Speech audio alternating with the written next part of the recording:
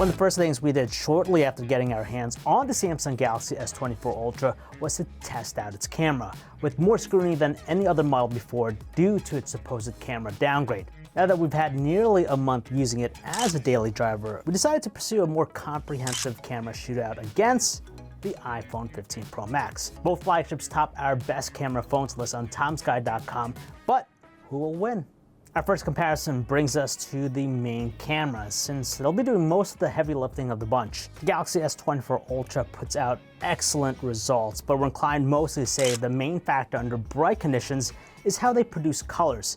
There's just something about the iPhone 15 Pro Max's shot that makes all the colors pop out a lot more, which could be attributed to its higher contrast and saturation. If you also look closely at the details in the stone pathway, there's a little more definition from the iPhone.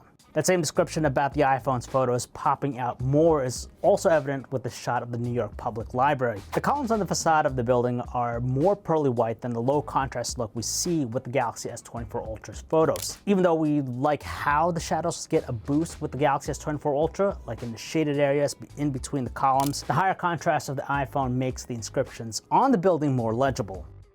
Both phones handle portrait mode very well, making the differences between them harder to discern from a cursory look. The iPhone 15 Pro Max certainly has the truer-to-life colors, but it doesn't totally blur out my colleague's glasses as better than the Galaxy S24 Ultra, which you can see around his eyebrow.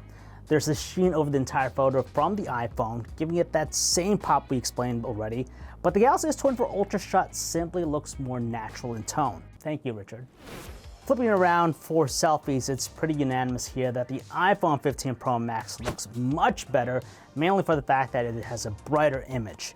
Details are nicely produced on both, such as the freckles around the face and the individual strands of hair, but we can't stop noticing the brighter tone of the iPhone. Not surprisingly, yet again, the iPhone 15 Pro Max's brighter image proves to be the main factor in this macro shot of this fruit tart. Detail capture is excellent on both images, but the glistening look of the red strawberries from the iPhone's macro shot draws out the details hidden in shadows there we can't see as well with the Galaxy S24 Ultra. From a relatively close distance, we managed to get nearly the entire span of the Bryant Park Grill with their respective ultra-wide angle cameras. The iPhone's stronger dynamic range performance is again on display here when you look at how the stone pathway is boosted to better tone out the exposure throughout the entire scene. This one's tricky because there's something interesting happening in the background when we switch zoom range. At 5x zoom, it's nearly a tie with both phones delivering excellent results, although that strong dynamic range performance continues to boost the shadows by just a little bit with the iPhone. Nighttime high contrast scenes test how the phones deal with few, very specific sources of light illuminating a given scene.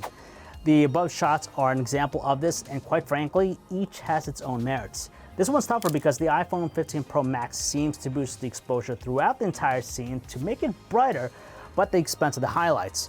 Meanwhile, the Galaxy S24 Ultra seems to be the opposite, preserving the highlights a little bit better, but by making the entire shot look a little underexposed.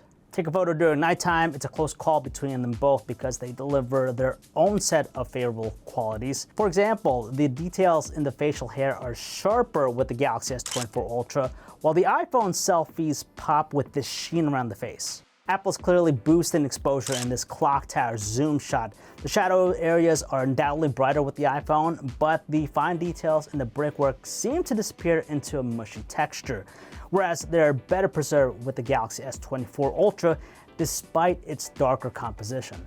By this point, there's no arguing how the main camera of the iPhone 15 Pro Max delivers the brighter picture between the two, and this nighttime shot proves it yet again.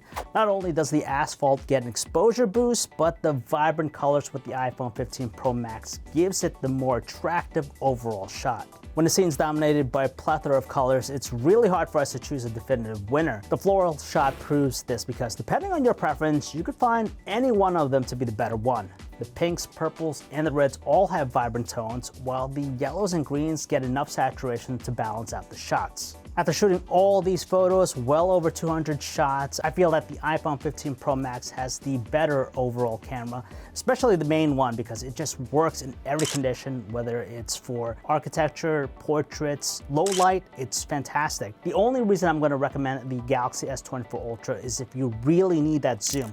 Obviously, beyond 5x zoom at 10x, 30x, definitely has its worth, but overall, I think the iPhone 15 Pro Max is the sure bet winner.